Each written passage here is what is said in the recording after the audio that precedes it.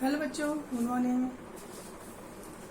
बच्चों, आज अपना नया चैप्टर शुरू हो रहा है।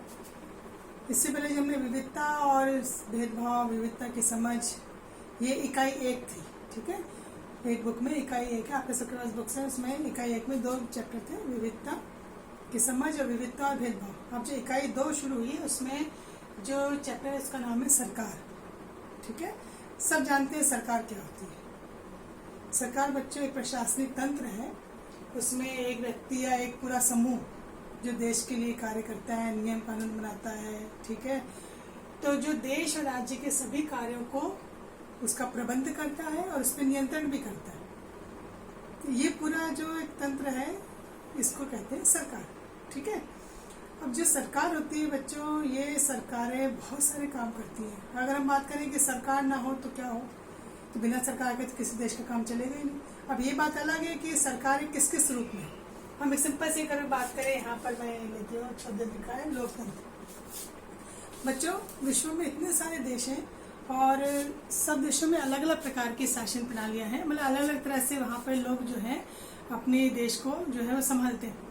तो यहाँ अगर हम बात करें तो किसी देश में लोकतंत्र है, जैसे अपने देश में आपको पता होना चाहिए लोकतंत्र है, जनता का शासन। आपने देखा होगा चुनाव होते हैं और चुनाव में जो नागरिक है देश के वो वोट देने जाते हैं, फिर जिसको सबसे ज्यादा वोट मिलते हैं जिस दल को, वो जीतता है। तो यहाँ पे जनता का शासन। पर बच्चों, आपको ये पता होगा बहुत सारे देशों में राजाओं का शासन भी है। वहाँ पे राजा लोग शासन करते हैं, वो क्या हो जाता है राजतंत्र। कहीं कहीं क्या है कि सेना का शासन भी होता है, तानाशाही होती है। ठीक है, एक व्यक्ति होता है, उसका ही नियम कानून चलता है, उसने जो कह दिया वही आदेश हो जाता है। कोई सरकार का विरोध नहीं कर सकता है, उस व्यक्ति का विरोध नहीं कर सकता है। पर अपने देश में क्या है बच्चों, लोकतंत्र। मतलब जनता की राय जो होती है, जनता का शासन, ये इसकी बहुत बड़ी अहमियत होती है। तो अगर सरकार ना हो तो क्या हो बच्चों, सारी अराजकता फैल जाएगी, कोई काम नहीं हो पाएगा। क्योंकि एक हेड तो होना चाहिए ना जिसके अनुसार जो है पूरे नागरिक कार्य करते हैं। तो हम ये कुछ चीजें देख रहे हैं कि सरकार की आवश्यकता क्यों होती है। ठीक है, देखिए, एक तो जो हम नागरिकों की बात करें तो नागरिक कहाँ रह रहे हैं, देश में रह रहे हैं। देश में हम क्या बना रहे हैं, एक समाज का हिस्सा।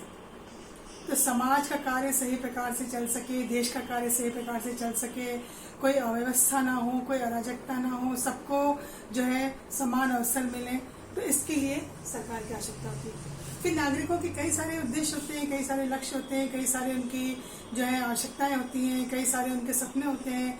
इन सबको पूरा करने के लिए भी सरकार उनको क्या करती है, अवसर प्रदान करती है। ठीक है, ऐसी व्यवस्था देती है। आज मान लो कोई खूब बड़ा जो है व्यक्ति बनना चाहता है, आगे को पढ़ाई करना चाहता है, तो सरकार क्या करती है, उसके लिए शिक्षा प्रदान करती है। शिक्षा प्रदान करने की सुविधा दी है, कोई व्यक्ति जो है ऊंची से ऊंचे पद पर पहुंच सकता है।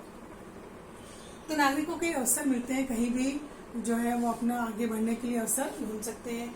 नागरिकों को सुरक्षा दी जाती है, सुरक्षा मिलती है ना, हम अपने घर में आराम से रहते हैं क्योंकि हमारे सुरक्षा के लिए पुलिस है, सेना पे जो सीमाओं पर कौन होती है, सेना होती है।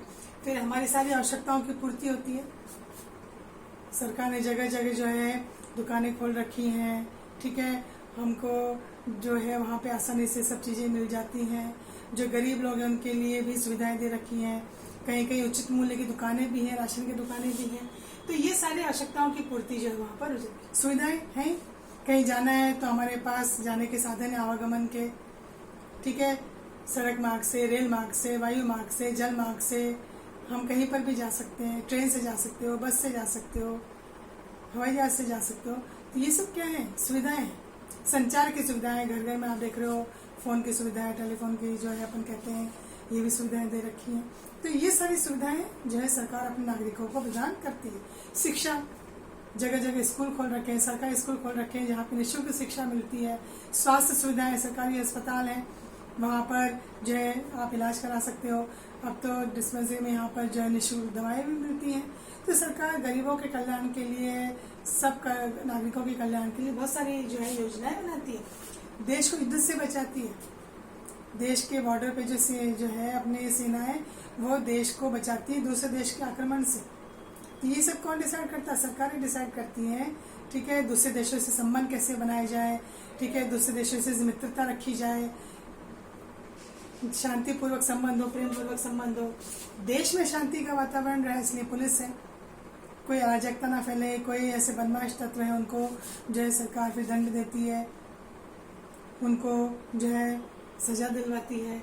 सीमा की सुरक्षा तो है इसका सबसे प्रमुख कार्य। आपदा कोई आती है तो आपदा से आपने देखा होगा सेना को भेजा जाता है, अगर आपदा ज़्यादा हो जाती है नागरिकों को बचाने का कार्य किया जाता है। आपने देखा होगा कि बाढ़ में लोग फंस जाते हैं तो हेलीकॉप्टर आते हैं बचाने के लिए, कोई लोग फंसे होते हैं तो ऊपर से भोजन जो है उनके पैकेट गिराए जाते हैं। तो ये सब कौन कर रहा है? सरकार कर रही है। ये बात और अलग है कि कोई कार्य केंद्र सरकार के पास है, कोई कार्य राज्य सरकार के पास है, इस तरह से।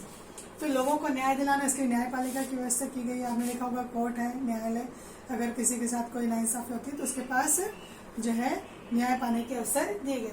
सेवाएं प्रदान करती है, सेवाएं अपन देखिए बहुत सारी सेवाएं जो है जैसे डॉक्टर सेवा है, बैंक है, परिवहन के साधन है, संचार के साधन है, बहुत सारी सेवाएं जो है वो सरकारें देती है। नियम कानून का निर्माण करती है सरकारें। इतने सारे नियम कानून बनाए गए हैं ताकि कोई जो है किसी का शोषण ना कर सके, कोई किसी को परेशान ना कर सके। सब नियम से चलें, कानून से चलेंगे तो जो है काम आसानी से हो जाएगा। नागरिकों को स्वतंत्रता मिली हुई, कहीं भी आने जाने की, घूमने फिरने की, रहने की, कोई भी अपने विचार रखने की, भाषण देने की स्वतंत्रता हमको यहाँ पर मिली। समानता, सरकार ने समानता कर रखी है, कोई किसी के साथ कोई भेदभाव नहीं करेगा। कोई भेदभाव करेगा तो अपराध की श्रेणी में आएगा। कोई छुआछूत नहीं है किसी प्रकार की, किसी धर्म को लेकर के जो है पाबंदी नहीं है। हमारा देश धर्मनिरपेक्ष राज्य है, देश है, सभी को अपने अपने धर्म के अपनाने की छूट है, प्रचार करने की छूट है। शिक्षा के बेहतर से बेहतर साधन दिए गए, रोजगार के अवसर दिए गए।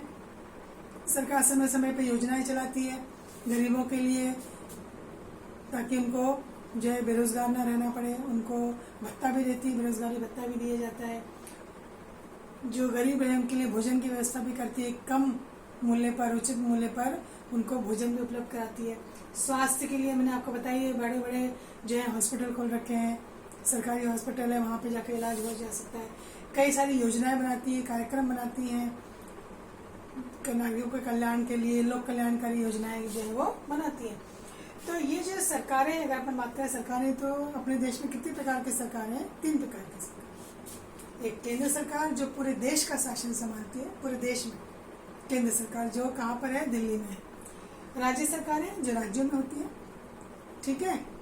जैसे आपने देखा राज्य में, अपने राज्य में है सरकार, तो राज्य में कौन होते हैं? मुख्यमंत्री होते हैं, राज्यपाल होते हैं, और पूरे मंत्रियों का एक समूह होता है, मंत्रिमंडल। स्थानीय सरकार में जो राज्य सरकार के अंतर्गत ही आती है, इसमें जो गांव का प्रशासन है, गांव में आपने कहा ग्राम पंचायतें होती है, पंचायत समितियां होती है, ठीक है। शहरों में भी होती है, मतलब जो व्यक्ति जहाँ है वहाँ पर ही उसको स्थानीय सरकारें सुविधाएं देती हैं, उसके लिए उनको जो है बहुत सारे अवसर देती है, या उनकी जो ये मुश्किलें हैं उनको वो हल करती है। तो शहर के लिए अलग है, जैसे नगर निगम है, नगर पालिका है, नगर परिषद है, गाँव के लिए पंचायतें हैं। ये सारी व्यवस्था यहाँ पर कर रखी। पहले बच्चे जो अपना संविधान बनाया था तब 2 ही सरकारें थी, केंद्र सरकार और राज्य सरकार। पर अपना देश इतना विशाल है, तो उस विशालता के कारण हर व्यक्ति तक पहुंचना मुश्किल था, समस्या थोड़ी सी सुलझाना कठिन हो रहा था। तो सरकार ने एक और सरकार बनाई और उसको नाम दिया गया स्थानीय। मतलब स्थानीय व्यक्ति जो जहाँ भी रह रहा है उसके पास वहाँ की समस्या को हल करने के लिए सरकारें मौजूद हैं,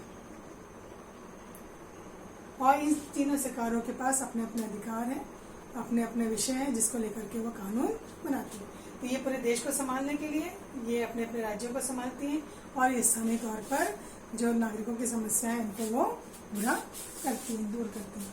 तो आज के लिए बच्चों इतना ही, ठीक है।